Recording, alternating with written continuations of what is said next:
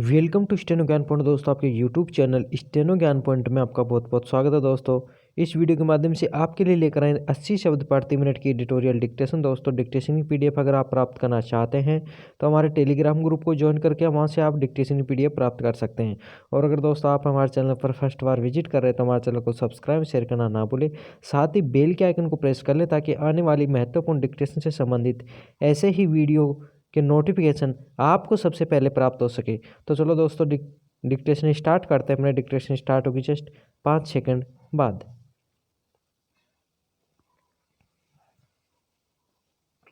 Yes start. इसमें संदेह है नहीं कि संघर्ष मनुष्य की प्रकृति रही है और उसकी इसी विशेषता के बुते तमाम झंझावातों से लड़ते और पार पाते हुए दुनिया यहाँ तक पहुँच सकी है। विराम वह प्राकृतिक आपदाएं हो या फिर समय समय पर आने वाली महामारियों का कहर, मनुष्य ने उनका सामना किया और आगे का सफ़र तय किया है। विराम पिछले साल कोरोना को जब वैश्विक महामारी घोषित किया गया था तभी से समूची दुनिया को किन हालात का सामना करना पड़ा है यह सब जानते हैं। विराम समूचा सामाजिक जीवन ठप होने के साथ साथ अर्थव्यवस्था के मोर्चे पर हालत ऐसी कमज़ोर हो चुकी है कि उससे उबरने में शायद लंबा वक्त लगे। विराम पिछले कुछ महीनों से इस महामारी का जोर कमज़ोर होने के साथ साथ पूर्णबंदी में क्रमशः ढील दी जा रही है और आम जनजीवन की गतिविधियां फिर से सामान्य होने के क्रम में है। विराम इसी संदर्भ में पिछले कुछ समय से सरकार से लेकर आम लोगों के बीच अलग अलग स्तरों पर इस बात पर चिंता जाहिर की जा रही थी कि पूर्णबंदी की वजह से बंद हुए स्कूल कब खुलेंगे। विराम पैरा महामारी और संक्रमण की गंभीर स्थिति के मद्देनज़र निश्चित तौर पर स्कूलों को खोलना एक बड़ी चुनौती रही, लेकिन दूसरे कई क्षेत्रों में राहत देकर जब यह देख लिया गया कि जनजीवन के सामान्य होने की और बढ़ने के बावजूद कोरोना के मामले आमतौर पर काबू में हैं, तब इस मसले पर भी राय बनने लगी।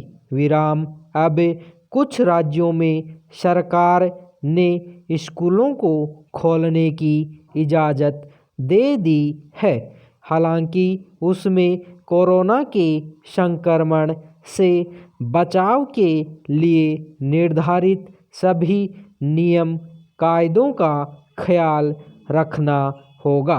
विराम यानी बच्चों की संख्या, स्कूल का समय, एक दूसरे से दूरी, मास्क लगाने आदि के लिए निर्देशों पर अमल सुनिश्चित करना होगा।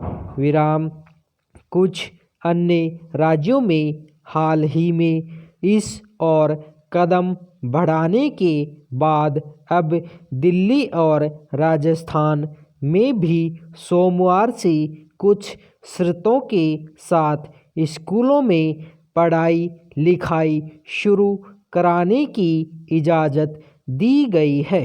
विराम महाराष्ट्र में स्कूल 27 जनवरी से खुलने की खबर है, हालांकि मुंबई के लिए फ़िलहाल इस पर सहमति नहीं बनी है।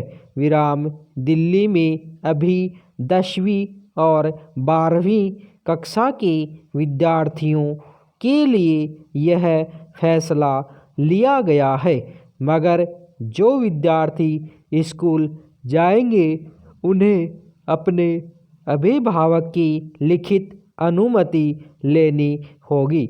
विराम जाहिर है स्कूलों को खोलने के फैसले तक आने के लिए सरकारों को कई स्तरों पर सावधानी के तकाजे का ख्याल रखना पड़ा है। विराम पैरा दरअसल स्कूल कॉलेज या कोई भी शिक्षण संस्थान चूँकि सामूहिक उपस्थिति के परिसर होते हैं और ऐसी स्थिति में संक्रमण का खतरा अपेक्षा ज़्यादा हो सकता था, इसलिए उन्हें बंद रखना जरूरी था। विराम सही है कि स्कूल कॉलेज बंद होने की हालत में बच्चों के नियमित शिक्षण पर इसका प्रतिकूल प्रभाव पड़ा, मगर सरकार ने इसकी भरपाई ऑनलाइन पढ़ाई के जरिए कराने की वैकल्पिक व्यवस्था की।